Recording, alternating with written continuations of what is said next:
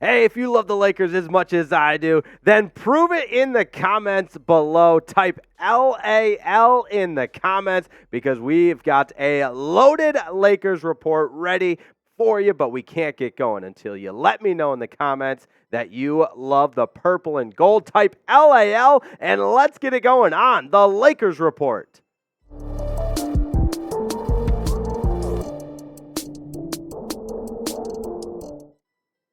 Oh, yes, the trade rumors continue to heat up. Welcome into this edition of the Lakers Report. I am your host, Jake Riepma. Always a pleasure to be with you on the air talking Lakers basketball and who could be added to the purple and gold as the Lakers make a run for another NBA title. But you're getting ahead of yourself, Riepma. Relax a little bit here. And let's talk a little Dejounte Murray and the potential of him landing in LA because it appears he may be on the Hawks trading block. And if there's a team that's expected to get involved, the Lakers are among those teams.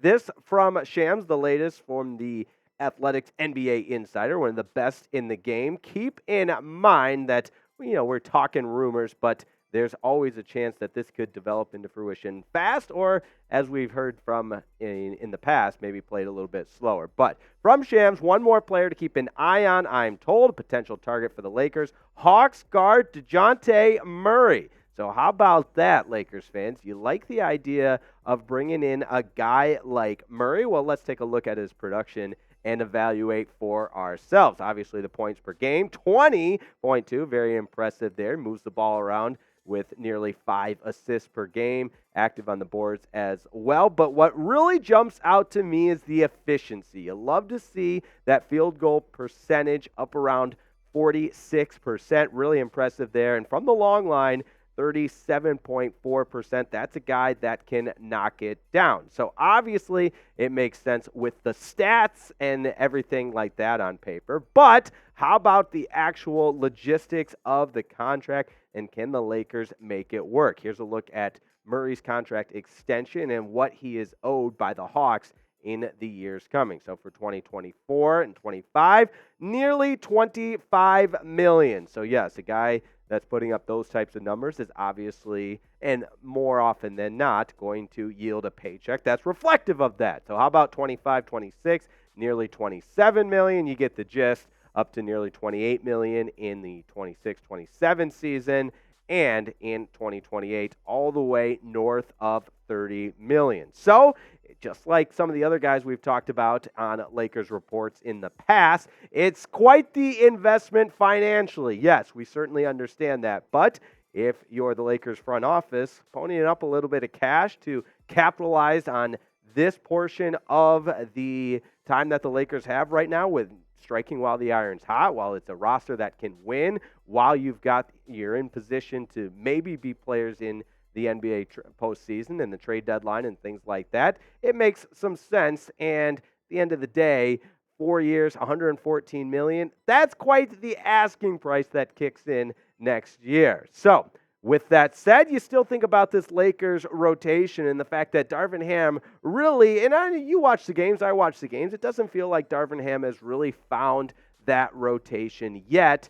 And really at times they've shown signs. Yes, this can be a really good basketball team. And then other times it leaves some play to be desired and you're left scratching your head. So that said, the idea of Dejounte Murray is certainly appealing in my mind, but I don't know what you think. Let me know in the comments. Would you trade for Dejounte Murray? It's real simple. Type T for trade or P for pass. Let me know in the comments. Because as we start to formulate what a trade could look like, some pieces may have to be on the move if you want to bring in that marquee name like Murray. And here are some of the Lakers' top trade assets. Austin Reeves, the guy that anybody would want on their team based on the productivity he's shown, as well as the cohesiveness, the chemistry, the versatility, you name it. Austin Reeves has been that guy for the Lakers.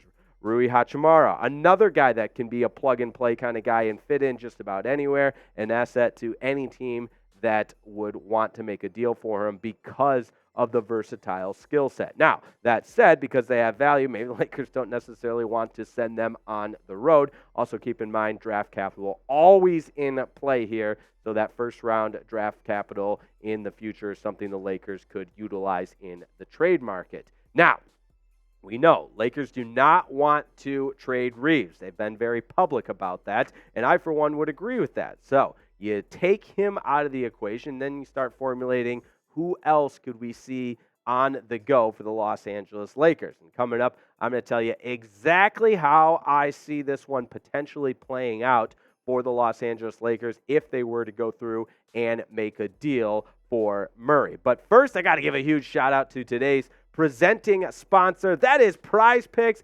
PrizePicks.com/CLNS is where the magic happens. You can earn up to a $100 deposit match, and by now you know how it works. You simply pick more or less on a player's projected stat line, and that's when the fun begins. So, especially anytime you're watching the purple and gold, it's fun to get in on the action. But if you need another play when maybe it's not involving the Lakers, you know I've got you covered as well. Because we've got one tonight that I think the rest of the NBA has their eyes on it because of how bad the Pistons have been. Egregiously bad. An NBA record for most consecutive losses in a season. And maybe, just maybe, tonight's the night they turn the tide. So why not get a little crazy with me? Let's pick Cade Cunningham to go more than 34.5 points. You know he's really the only one that can score the basketball for the Pistons. And Jason Tatum, if they want to stop him, they got to. If they want to have a chance of winning, then they obviously have to stop him. So I'm picking less on the points, rebounds, and assists. And the same said for Cade. So I think he could score 34, sure. But that's including the points, rebounds, and assists as well. So that's how it works. PrizePicks.com/CLNS. You got to go there now. And don't waste any more time. We've got the link to PrizePicks.com/CLNS in the comments and the description of today's video. So it's just one click and you're there. PrizePicks.com/CLNS. Now, my Lakers trade idea as we mix up and work things into our crystal ball here and think about the Lakers front office of what they might want to offer for Murray. Try this one on for size. Of course, the Lakers receiving Murray and throw in Patty Mills as an extra there. Why not? Hawks would receive Rui Hachimura, D'Angelo Russell, who many believe his days in LA are numbered, and then throw in that first-round pick that I talked about. So this is an ideal scenario. You don't have to give away Austin Reeves in the trade, and you still get Dejounte Murray. Now, you do mortgage quite a bit in getting rid of Hachimura and D'Angelo Russell, of course. But what do you think? Let me know in the comments at this hypothetical trade idea. If you like it and you accept it, go ahead and type that A. Type A for accept. You're like, no way, Jose. We're not doing that, Riepma. Type D for decline.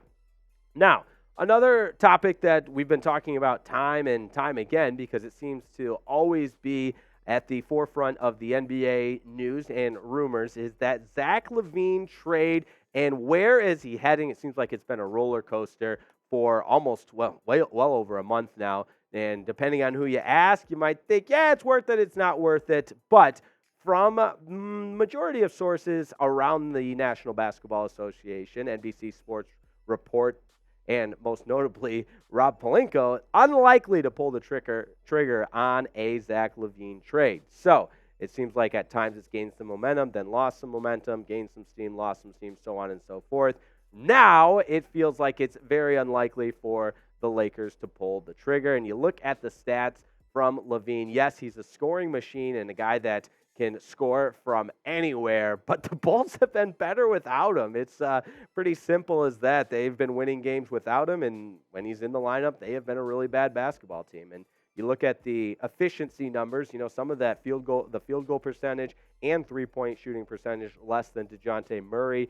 But that said, obviously, Lavine can be and has proven to be a prolific scorer in the league in the past, but I think the asking price versus the actual productivity just doesn't necessarily pan out and make a lot of sense if you're a Lakers fan. So in essence, it seems very unlikely that a deal will get done for Zach Lavine to end up in Los Angeles. Now, as always, things can always change. In fact, they tend to change from time to time, and that's why you subscribe, because we keep you updated on all things around the Lakers, the latest breaking news, and, of course, content that covers the Lakers on all angles. So, let me know in the comments, will the Lakers and Bulls make a trade this season? I, for one, am going to type that N for no, but I want to know what you think. If you think maybe, hey, this will still happen, go ahead and type Y for yes. Or if you're like me, type N for no. Now, that said, appreciate everybody tuning in to this edition of the Lakers Report. Always a pleasure to be on the air with you, talking Lakers hoops and all the latest rumors. And that, my friends, is why you subscribe to the channel, because we're bringing you all kinds of content from all different angles as the Lakers gear up and look to bounce back and continue the momentum forward and find that right starting rotation and find all the right buttons that you trust. Of course, Darvin Ham to hit those right buttons. But in the meantime, we sit back, watch it all unfold, and keep it tuned in to the Lakers Report for all the latest. Shout out to Sammy B on the ones and twos, helping them keep us on the air for this edition of the Lakers Report. And we'll talk to you next time on the Lakers Report.